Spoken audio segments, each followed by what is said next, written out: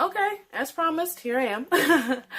I'm not taking another month or anything like that. So, again, in case people are watching this one first, I made a physical or like a 1 year anniversary lock update video covering more of the physical changes I noticed in my locks, and that I just shot just before this. So, please go ahead and watch that as well. And for those who are just tuning into this one first, I'll just say I started the previous video with thank you, with a thank you, because I just want to extend my appreciation for reaching 100 subscribers a couple of months ago. And for those who have remained subscribed during my 4-month hiatus, etc. And those who subscribed even if they tuned in after I had gone on the hiatus and stuff like that. I just want to show my appreciation for subscribing. So thank you. But yeah, going into the emotional and non-physical material shifts and adjustments and things that are going on that are still relating to my lock journey, and that can be taken into my life. Patience is still a challenge. So if y'all tuned into my 8th month lock anniversary 4 months ago was April. Yes, I am an Aries. That's what I'm just getting at. Is that yes, there are 2 signs in April, as there are in every month, and I am part of the former. I am Aries. We are not patient. Struggle with patience. Everything needs to happen now. And don't understand why it can't happen now. So, patience is a challenge, and it's not just like an Aries thing or anything like that. But I struggle with patience a lot. So it's still a challenge in my journey. But not too much, not to the extent that it was when I made my Lock Talk video about patience. You know, as a result of, I guess, just going about my life, I've kind of grown accustomed to just being like, oh, I'll let the hair do what it does. Let it do what it do and just do what I need to do. So I'm not as like, oh, why isn't it going as quickly as I want to, etc. I'm not saying that's not still there, but it's not at all to the degree that it was before. And actually I've noticed, just because patience has been brought up to the forefront of, my awareness, my self-awareness, I'm just playing at where I can be more patient even in my life, because that's actually where I'm noticing just a lot of even more impatience. It's weird. It's like I'm getting more patient with my hair, but I'm or maybe it's just more apparent to me how impatient I am in life. And so I am working on that, and yeah, I just wanted to see if I said anything else in particular in my notes, but yeah, I am very much trying to work on incorporating that and breathing more and stuff like that, and realizing okay, if I just stand behind this person for 1 second, I may not miss the train. It's just 1 second, stuff like that. So on to the next. I'm also, that goes into, in terms of my patience, learning the art, I guess, of letting go of the outcome of how my locks are going to formulate and end up and stuff like that. And that has also been helped. I think my impatience and or my struggle with patience and this ability to kind of let go of the outcome a little bit more is because on my Instagram I've been hit up by I was hit up by someone who is a couple of years in their lock journey and stuff, and wanted to ask about my color. And she mentioned, and even I guess I've, you read so many things and take in so much information, I personally can't always recall where I've learned certain things. But just, I guess, by osmosis or something, absorb the idea and the knowledge that locks change even after you reach your 1 year mark and stuff. They're still formulating, still shifting, still thickening and thinning and stretching and just trying to get comfortable. It's what is this thing that she's having me do? She's not detangling anymore, type of thing. And so with that, that's helped me breathe a little bit more and feeling okay, so the destination isn't 1 year, and like, or the destination in terms of, oh, when my locks are locked and are locks, and like, even after they are locked and stuff, they will still morph. And so there is no way of telling, especially with, I feel like my locks have, or my hair has developed into locks pretty slowly. Regardless of like my own impatience and my own personal, feelings about it, just in a more objective view, just because of like how, like, just watching other lock journeys and stuff like that. One of these more slowly, developing lock journeys I feel like I'm on. And, so just that knowledge of like, oh, it's 1 year if my locks aren't looking the way that I imagine them or think they should look, doesn't mean that it's over. Doesn't mean that I messed up and have to start over. Doesn't mean that they're messed up in any way. Doesn't, anything negative. It continues. And and also that knowledge has made me more curious. Even considering, like, for instance, like I've mentioned it in my 8th month update and other updates before that, like how many curly ends. I mean, most of my ends are determined. They're like, we will not conform at all. We will not assimilate into what's going on into the, like, I mean, even this, like, most of the hair is locked. Look, it's just this little end. And it's just like, no, I refuse. So, just like seeing how, just the extent of like the attachment to the coil, the comb coil in my head of hair makes me really curious to see how my locks are going to end up and stuff like that. I'm like, whoa, what's it going to look like now? I'm like more excited and, like I said, more curious. And I'm still a little bit concerned. Because, for instance, there's one lock, and yes, this baby's easy to find because I guess I've just been like up in here like, what are you gonna do? So the concern comes into play when something like this, it's a baby like this. So you see, this is great, like a nice sizable thick lock now, and then this curly end. Now look at this. I'm like, what is that? Now what is this? And this little bulge outside, and I'm like, is this gonna be like the lock gonna be this size? I'm gonna have this little this little thing dangling on the end like a dog tail and just going like this, or is it gonna fall off? If like is like the lock and like my hair stuff's gonna just be like, okay, you don't want to conform, be gone, and like it's gonna fall out, and I'm gonna be like, oh my god, I have a coil on the floor type of thing. So, and that's kind of like a weird fear or concern, but it's there and I'm gonna acknowledge it. No matter how embarrassing it may seem, but like, yeah, so that is a concern. Not a big one. But I'm like, what is that gonna look like? But in terms of actual serious concern, is something that I mentioned in my physical changes, update video, is my edges. I am actually, and I think I have, reason to be concerned. I am concerned about, how, for instance, for those of you who probably are watching this video first, I combined quite a few locks on my edges, and this one I'm staving off from locking, combining, just because I want to see if, like, you see this tuft of hair right here in front that I pulled out before? Yeah, so, or before in the previous video. But yeah, so I have staved off of combining it because I feel like this will help make this feel like more secure and as a base for the lock.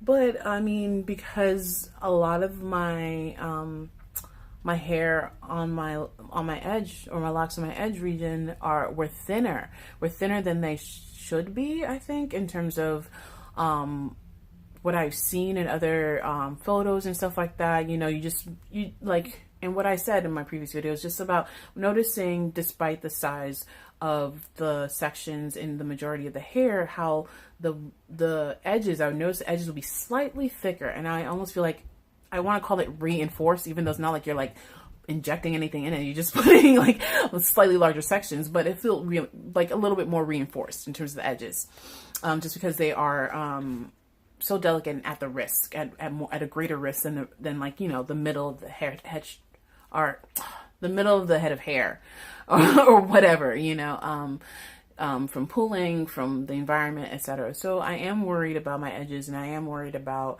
I do have a fear of like just a lot coming out, from my edges, and how that's gonna mess up my edge line, etc. So I am definitely, even into this spritz, I'm actually going to add castor oil. I already have castor oil as a base for my my oil, but since I only do that like my scalp oil every like 2 weeks, and this one I do daily, twice a day, I just want to beef it up just to like as a preemptive strike for that. So that is a concern. And then another point in terms of like what I'm noticing emotionally and observing about myself is I have been exploring, even though I don't have to try very hard, but like withdrawing a little bit. So, we're like saying no more to going out here, going out there, going out, and therefore that no being a yes to doing what I need to do and taking care of myself, etc., etc. So for instance, last weekend, I had a lot planned for the weekend because it was my first weekend off, and there's so much that got backed up. I mean, there are emails that I didn't get back to for like months. I was just like, I saw them. I like vaguely remember even seeing them probably on the train, or I was like too tired. I was like only sleeping on the train, whatever. But like, there's just so much that I needed to do. And I was so excited though, that was my first weekend, that when a friend I had not been able to hang out with, a dear friend of mine, she always makes me laugh. It's like crazy and stuff, invited me to a party. I was like, yes, I am finally free on Sunday. I can come to this party and stuff like that. And then the weekend came, and I was just like, oh my gosh, there's so much stuff, and I have to back out, and I hate doing that. I like to try and be a person of my word, which touches into another point that I'm going to get into. But I was just like, sorry, hon, I can't. I just really need to do this work for myself to set up a solid foundation for myself before I go out into the world. Because, it's like if you build a house, if the foundation is crap, then the house is going to go bye-bye sooner than later at some point, So I've been neglecting that for a while. And I am just now with like even more so and more consciously, more purposefully withdrawing. And that has helped me check in a little bit better. So I'm like checking in with my emotions, checking in with myself physically, and check in mentally and stuff, and just being like, wait, do you really want to do this or do that, or go out or stay in? And if you're staying in, what do you want to do? All that stuff, So it's helped me kind of like even heighten more my self-awareness for the things that can stay hidden, especially when you're out busy. And and even in letting go, it actually touches on letting go. And something I plan to do is just like, not spring cleaning because spring is gone. But just like a purging of like, I have not touched this thing for years. I need to stop playing. I have like pack rat syndrome. It's from my dad. He saves everything. I'm really close to my dad and stuff. I just started saving everything. I'm like, what if though? What if though? What if though? What if? And what ifs are valid. They are valid because not everything, it's not like, for instance, like, oh, my apple cider vinegar, for instance, I have not put into something for a while because I mainly bought this size for my bentonite clay mask that I used for my hair when I was doing the maximum hydration method. Does that mean I get rid of this? No. I just use it, for instance, for my toner and stuff like that, So there are some things that, like, yeah, you're not going to use for a while, and the what if is valid in keeping it and stuff and not just tossing it.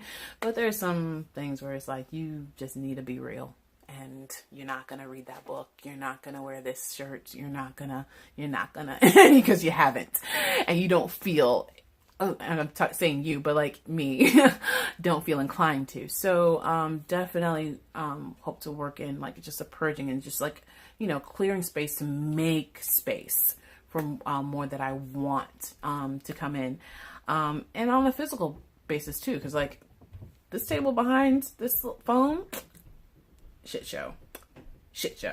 So just clearing things out, and the only way I can do that and take care of myself and really go in is just by saying no. and then saying yes to me. And also, another thing that inspired this way of thinking more consciously is there's a video by the woman, the author of the book Quiet, and about introvertedness and how necessary introvertedness is, even for those who are extroverted. And it helped answer, just even watching her TED Talk, it helped answer a lot of things that I felt like, where I would be like, oh no, I like being around people. But then sometimes I just like, oh no, can I live by myself?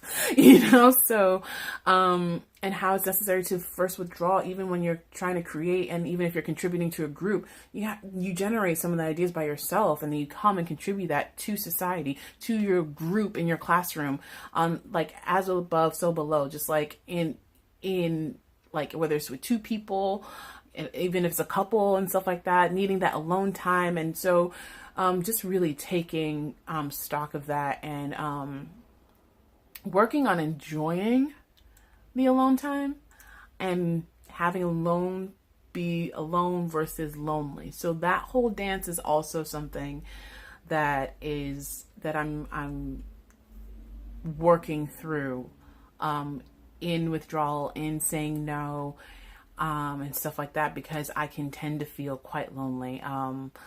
And so, and trying to be comfortable in aloneness so it doesn't feel like lonely and stuff. And also, and that actually goes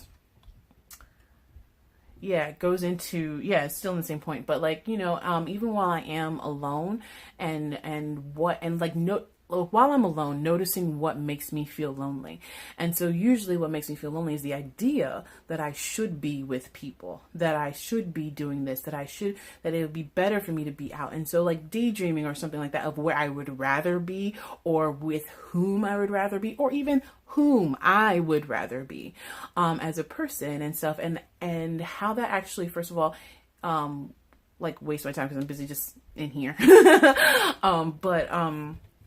But also, I mean, I don't help myself by doing that, and contribute to loneliness in a way that I can actually have the power, at least in terms of myself, to change and stuff. And also eliminating the shoulds and being like, okay, well, yeah, I want to go out, and I don't have people inviting me out, or I don't have people that I think, or who are available in terms of my friends to go out. So why don't I go by myself, and I can have a good time by myself and stuff. And so just that thing of like, it's almost like withdrawing the center, if that makes sense.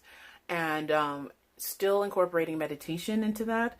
And the way, honestly, this can tie into lock journey and stuff is that a lot of people have noticed, I mean, I haven't particularly, just because I didn't notice, friends. I'm not empathic, and I'm not that energetically sensitive to know if like for instance with Taryn Guy and her, like why I decided to lock my hair video, the first video she did like about a year ago. She noticed, she commented on how her and one of her friends noticed that like when their hair was like out in a fro, they felt like wired and like, oh my gosh, because there's just so much information. And when they probably put their hair in a twist, they'll be like, oh, I'm calmer and stuff like that. Because with even the body hair, it can stand up when there's like electricity, like it picks up on energy and stuff like that. Like, I mean, if you notice, whenever there's like I've forgotten what the word that I'm looking for, but I think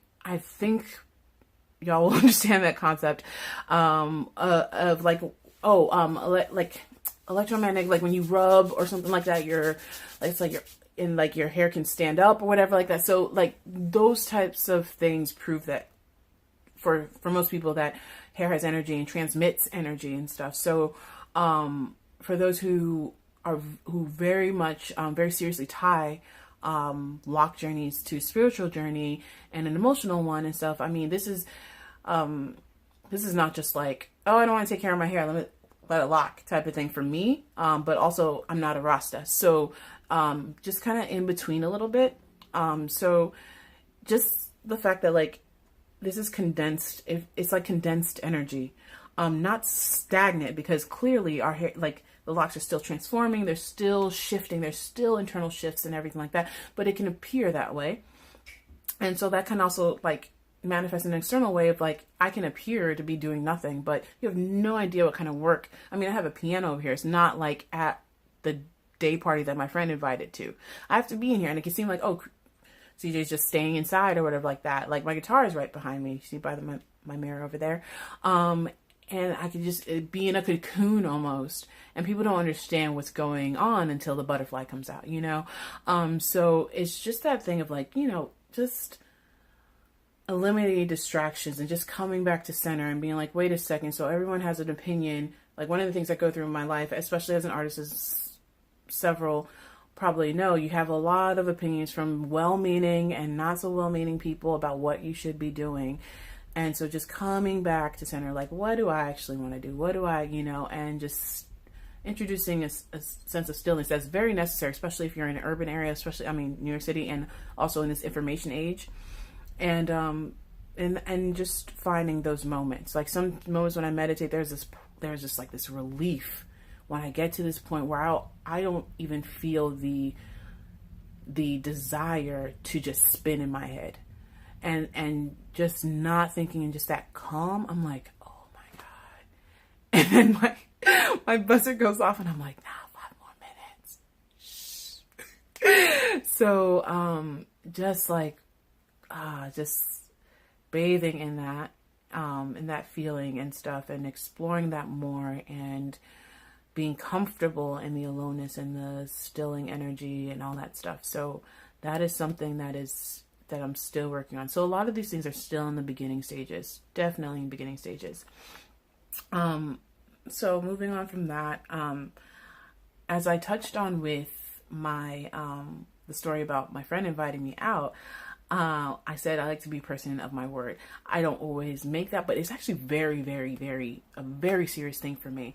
I faced it a lot in undergrad, where I had so many people in my class telling me how much they loved me, and it really messed with my concept of the word love, because their actions really did not display that at all.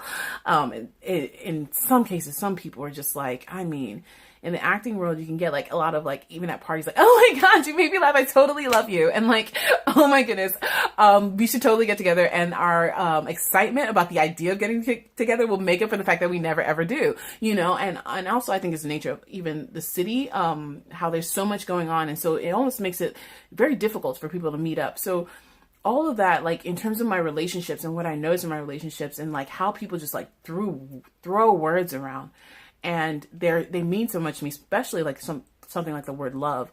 I used to be that way in general, but it made it more conscious for me to try to be a person of integrity. And integrity is like, you know, word matching up with action. What you do, you say, or what you say you do, you're going to do. And so people can believe your word.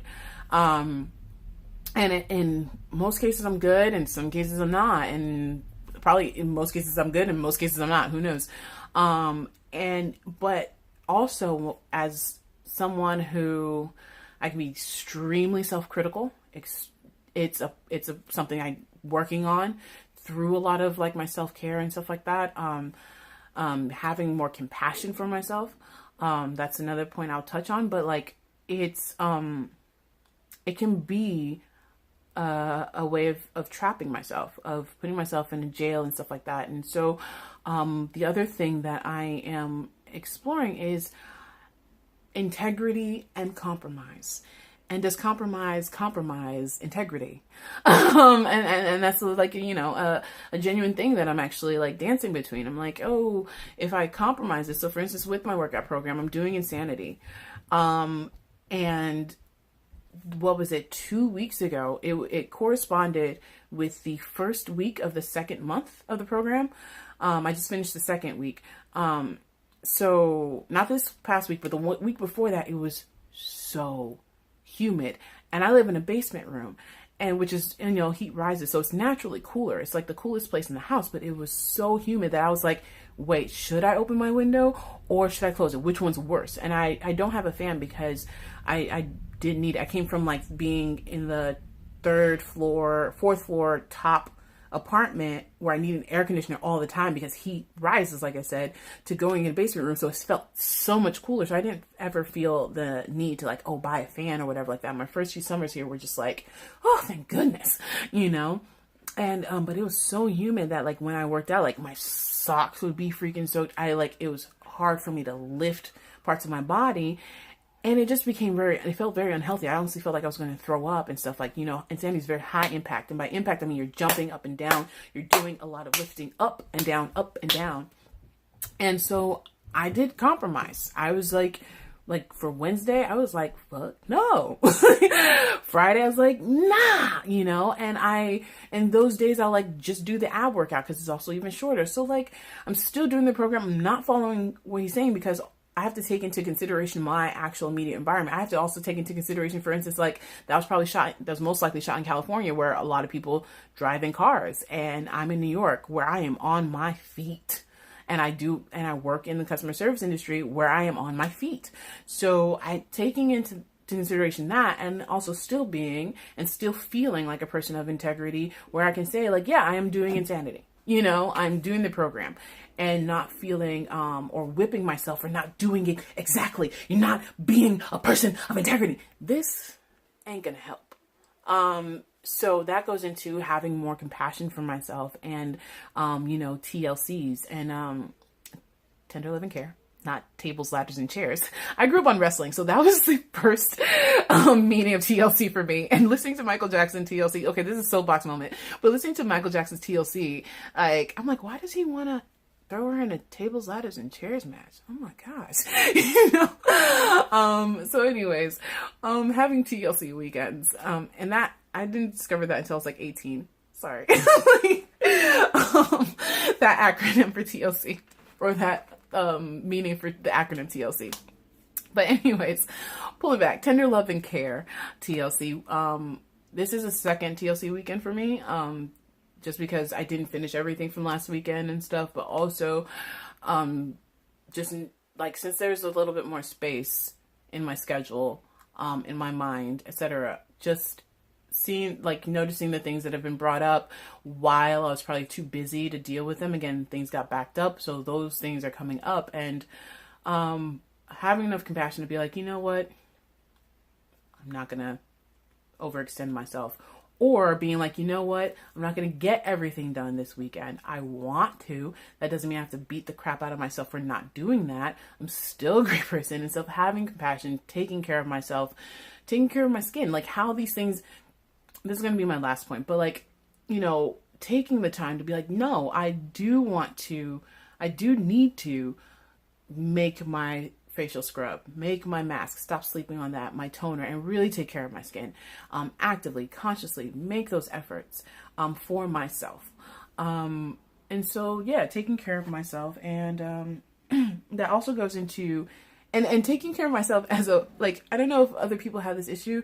I've noticed an issue of like feeling like I'm owed something, especially when honestly, the last 10 years of my life here have been very, very, there's tough struggles. I have had my heart broken in ways I did not know a heart could break, honestly. I'm going to put that in a poem. I do write spoken word poetry.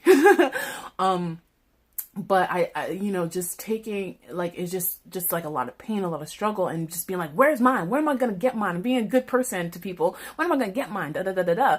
And also playing with this concept of like the universe, and how I'm like waiting for the universe or God to give me something. And especially if the greater power is like the universe, and you explore that idea of us being part of the universe, it kind of dawned on me. I'm like, why don't I just give myself something as a component of the universe, and like just say yes to myself, and be like taking care of myself, and be like, oh, I am getting mine when I give it to myself, and I allow myself to have that.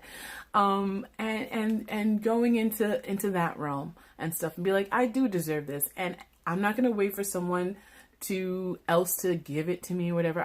I can give it to myself. If I can't and capable, I will. Like, even with a date, take yourself out on a date. I've done it before. It was amazing. I even want to do a bigger one, like a epic one, and just treat myself like I deserve to be treated. So exploring that, again, beginning stages. It's all like, these are ideas and stuff that are just coming up, and that I'm trying to put into practice with what I have available, So the last thing I want to touch on is, it's just like a general thing that that I've kind of touched on with all the other ones, is that just exploring and or noticing, and I'm curious about seeing the different ways in which a lot of my internal shifts are manifesting physically in a material plane. So for instance, I have nowhere to go, but you see I'm in full face makeup and stuff. This is actually something that's I just started at the end of April, when I had such a toxic experience at, honestly, it almost feels like after that experience, the last coffee shop I ever want to work in, because I really did enjoy working in specialty coffee for a while. But the last two shops, especially the very last one, it was just such a negative experience that I really, like, I mean, for the rest of the week, even though I was working at my other job, at a company that I like really enjoy working for. I never thought I'd ever say I enjoy working for someone. I mean, Aries here. But I still felt crappy. And so there was a party, a goodbye party for two people, one of which was my trainer, and he was great, such a wonderful person.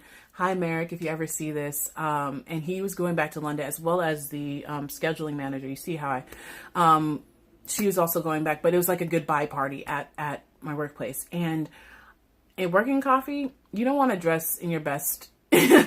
Coffee grounds get everywhere. You like look drudgy. So I would just wear glasses, and I just felt like really down. I felt really down. And then with the clientele, it was in Midtown, and just having people, like, the way you're treated in the customer service industry, that's a soapbox moment. I'll probably talk about that in another video. If you guys want to know, like, my opinions about certain things happening in the world, please let me know. I have no problem. I'll probably even just do it anyways, just to see who may be interested in having conversations and dialogues and connect with people, like-minded people. But I just felt internally.